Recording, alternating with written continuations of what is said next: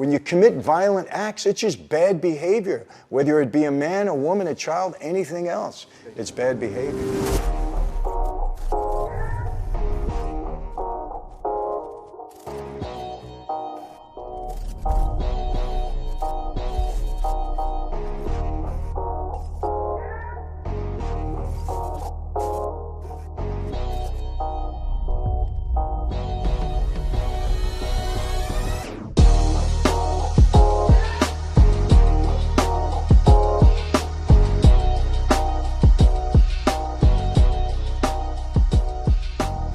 Hey everyone, welcome to another Sit Down with Michael Franzese. Hope everybody is doing well. Everything is very good, very blessed on this end.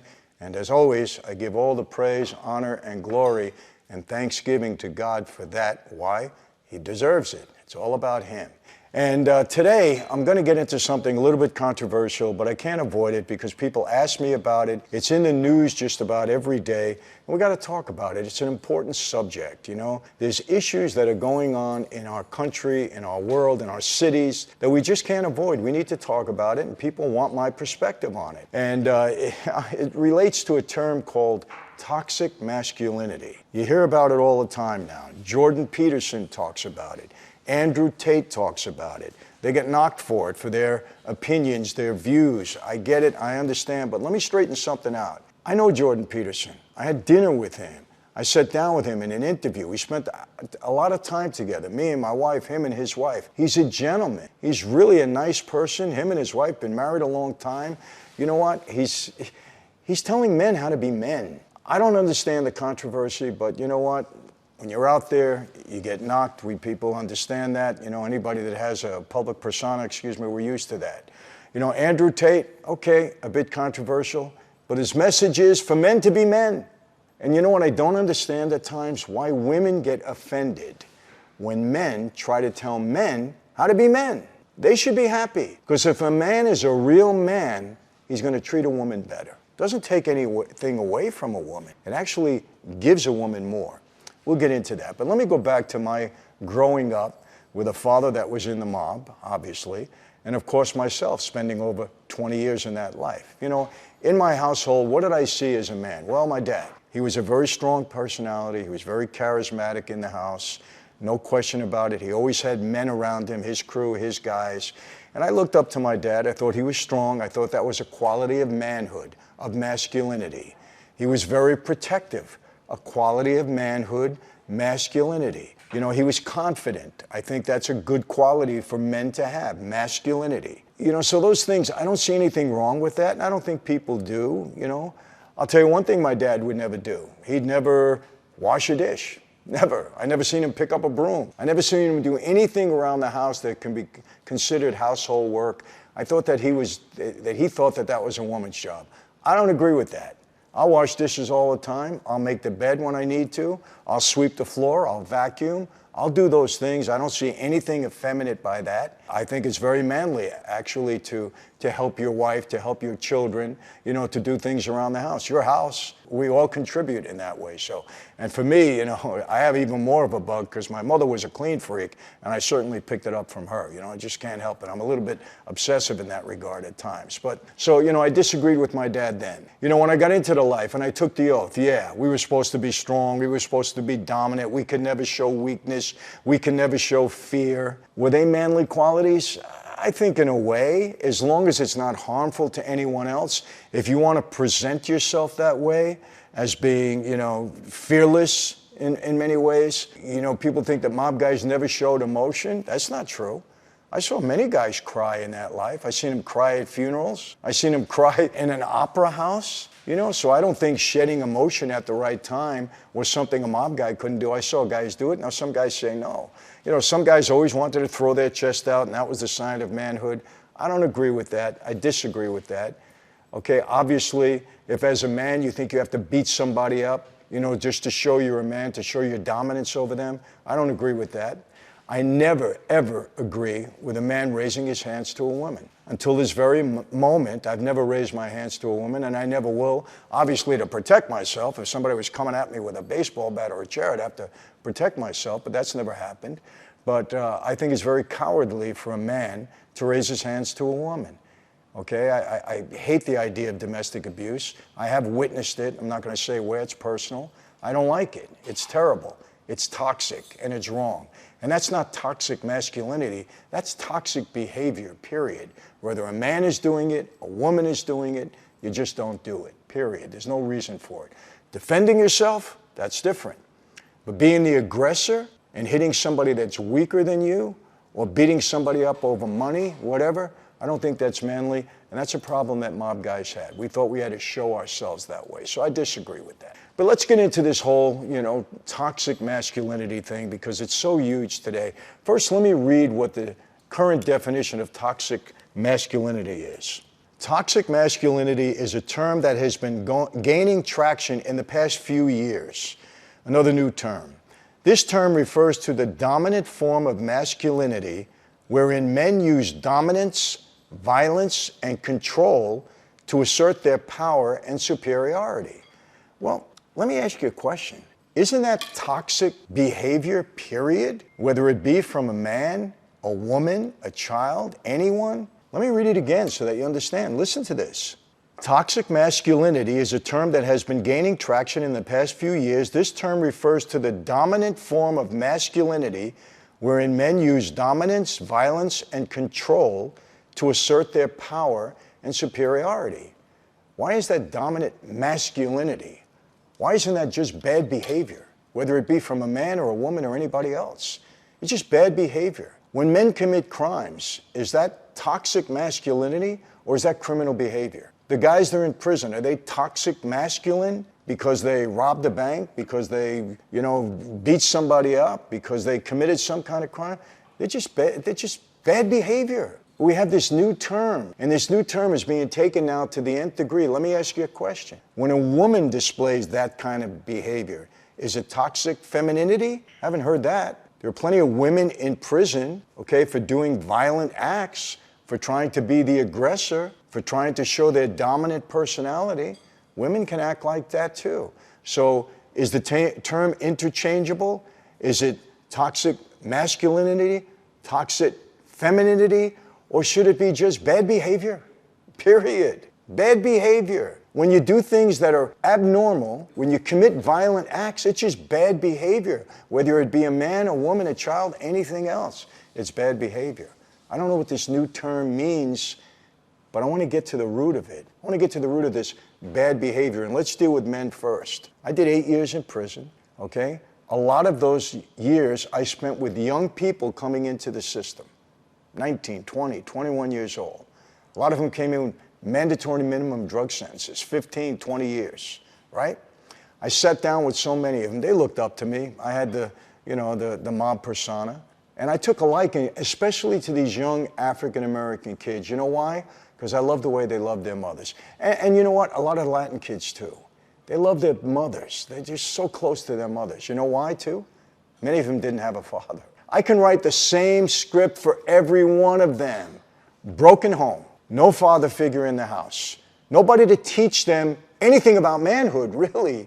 Whether it be not toxic stuff, manhood, just acting like a normal human being, and you happen to be a man. The mom trying to do her best. She's normally young. Can't even take care of the kids. Hardly can take care of herself. So what happens? They have nobody in the place to teach them. It's all due to the breakup of the family. That's the root cause of all of this, people. You can try to cover it up. You can try to say, Michael, it's wrong. How dare you say that about single moms trying to raise their kids? I'm not saying that. Sometimes divorce happens. We get all of that. But it's just logical. Children need a mother and a father. That's the best possible circumstance that you can have, because we live in a world with a million distractions for these kids. And if they don't have a proper upbringing, if they don't have the guidance, if they don't have the counseling, if they don't have somebody to teach a boy what a man should be, well, what do you expect when they have all these other distractions? When they read about this toxic masculinity, you know what these kids do? They can't earn a living. They live in poverty, 90% of them, major cause of this behavior, right? So they gravitate to the street. Local gangbanger, local drug dealer who grew up the same as them, on the street to try to earn a buck so they can support themselves, and before you know it, they end in prison. They have no guidance. Do you know in Newport Beach, it's an affluent neighborhood, I once went to a men's conference there. I spoke there. You know what they told me? 70% of the households in Newport Beach are the product of divorce. The kids growing up in a divorced home. That's in Newport Beach. But at least there, you know, there's money around. Who knows, in the divorce, the mother got money, the father's still around, okay? You get to the street, they don't even know who their father is half the time. The breakup of the family. And for some reason, society is trying to teach that the family is not necessary. Why? What are you trying to gain with that? Why? I don't get it. This is the root cause of the problem. Send me your messages. Let's talk about it. But I believe it because I witnessed it. You know how many prisons I've gone into? You know how many juvenile homes I've gone into? You know how many young people I've spoken to? You know how many messages I get from young people almost on a daily basis? Mr. Franzese, thank you so much. You've impacted my life. You've straightened out my life. I don't even know who they are, but because they've heard something that resonated with them. They need guidance. That's it. I bring people to the church. You know why? Because it's kind of like a family atmosphere there. Okay? They have something. They have hope. They have belief in God. They have good people around them that try to nourish them and teach them the right thing. You've heard me say you are who you hang with. Well, it's true. If you lie with dogs, you're going to get fleas. It's true. But if you surround yourself with good, caring people that have something to live for, well, then you have a shot in life. So that's number one. Violence. Okay? Look, I'll tell you this. Where do these kids see violence? They see it on TV all the time. They see it on the internet all the time. They see it in movies all the time. They see it in video games all the times. Is that the cause of toxic behavior? Not toxic masculinity, toxic behavior. Could be. Now, I'm not blaming all the studios. I'm not blaming Hollywood. But look, kids are impressionable. They don't have a father telling them this is wrong stuff. You don't behave like this. This is wrong. It's illegal. It's against the law. They don't have somebody telling them respect women. Don't rob. Don't steal. Don't do the wrong thing. They're hearing just the opposite. So they grow up toxic because they came out of a toxic environment. Men, women, children, doesn't matter. Doesn't matter. Get on the internet. What's the biggest enterprise on the internet? Pornography. Pornography. Do you know how many lives are being ruined now, these young kids, over pornography? They get on, okay? You got to be 18 years old? Yeah, right. All it asks you, if you're 18, boom, you go on, you're on. What do they see on there? Sadomasochism, I don't even know how to say it. Sadomasochism, bondage, all this kind of stuff. Who's teaching them to treat women like that? It's society. It's almost like we caused all of this, and now we can't understand why. We can't understand why. Very simple. Confusing kids at a young age. You're not a boy or you're not a girl. You're whatever you want to be. What is that? No. You're either a boy or you're a girl. That's it. Why would you try to confuse them at a young age? If they are confused because of everything they see, everything they've witnessed, all the garbage that's on there, why do you want to promote that rather than say, wait a second, these are young kids. They don't know. My granddaughter is 10 years old. When she reaches the age of 12, if her mother, my daughter, wants her medical records, she's got to get permission from my 12-year-old granddaughter, okay, in order to get her medical records, or the doctor won't give it to her. That's the law that this sick governor in California has just passed. Why would you want to take the responsibility of your child's health away from the parent? Why? Because maybe they want to, they're moving them towards allowing these sex change operations at the age of 12, 13, 14, with these sick doctors that want to do that. They want to change the sex of a young child like that who doesn't even know anything about where they're going in life yet. That's how you resolve it? What is going on here, people? This is the cause. This isn't toxic masculinity. This is toxic societal behavior. This is teaching the wrong things to young people, to men, to women. It's wrong. Why would you want to break up the nuclear family? Why would you want a child not to grow up in a wholesome family? I don't understand it, with a mother and a father. What's changed? What has changed throughout time? This is the progressive way of thinking. This is some great experiment in society that we're doing now. To what end? What are we trying to accomplish? I just have a question.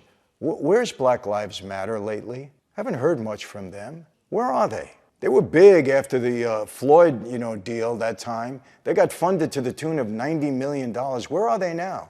other than in court dealing with fraudulent situations that I'm hearing about? Even the state of California has cut off their fundraising. When California, the liberal state, cuts off your fundraising, you know something's wrong. Where are they? You know that I've challenged them? I said in the city of Chicago, young African Americans every weekend are getting killed, getting slaughtered. All these gangbangers that don't have a family, that are killing one another out on the street, young kids that are dying. I said, I'll go there with you. I have influence over these kids. I've been dealing with them for 25 years. They listen to me. Let's go in together. Let's try to save that neighborhood. Crickets. Don't hear a thing from them. Where are they now? Where are they? Huge organization, cares so much about these minorities. Where are they now? What is people doing other than labeling men toxic masculinity? It's toxic behavior, and there's a reason for it. Let's get to the root cause and let's try to fix it, people. That's what this is all about. If we really care about young people, and we really care about the future of America, you know, that's going to be in their hands one day, let's fix it. And please don't get upset with people that are trying to tell men how to be men, real men. You know, look, everybody has faults. Nobody's perfect. But you do a lot better when you have the proper upbringing, the proper education. You know what I found? A lot of these young men and women, they want somebody to guide them. They want it. I've seen it in prison. They gravitate to somebody that's trying to give them good information because they don't like their situation, regardless of what you think. I have experience. I can speak from experience because I've been doing it for 25 years. I have history there. And I've never had any young person, shun me for any reason. They listen. They want help. But we're bringing them up in a society where anything goes, where what was right is now wrong, what's wrong is now right. It doesn't make any sense. So yeah, maybe I'm pontificating a little bit, but I'm sorry. I'm just glad my children are all grown up. I'm telling you, this is a crazy, crazy stuff that we're hearing. Really crazy stuff. Parents, men, real men, let's take hold of this. I'm speaking in a big men's group January 7th. They're going to have several hundred men there. This is what I'm going to teach them. How to be a real man in 2023. How to do that. Me, I'll say it right now. The only true man's man that ever walked the face of the earth, Jesus of Nazareth.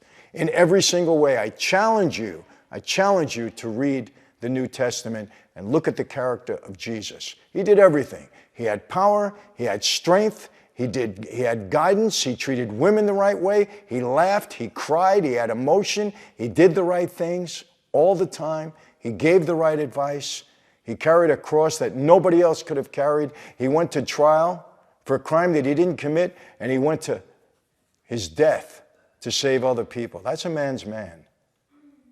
That's it. I think I said enough. So, look, people, I get fired up with something like this because I've seen too many lives be destroyed. I really mean that. Too much that's going on. I can't even understand the behavior. I don't understand what's behind it. I don't understand what's going on the southern border. I don't get it. People are dying. These people that are coming across are dying because they think they can get here and they can't. And thousands of people are coming across this border with nowhere to go. What's going on? Drugs are coming over like crazy. I don't understand this behavior, people. I'm sorry. And I was a former criminal. I am a former criminal, I should say. And it doesn't make sense to me. We got to get a grip. Got to get a hold. That's it for today. I don't want to ruin the Christmas spirit, but man, you know what? Somebody's got to speak up. Toxic masculinity. It's toxic behavior, period. And the reason for it is because society is breaking down.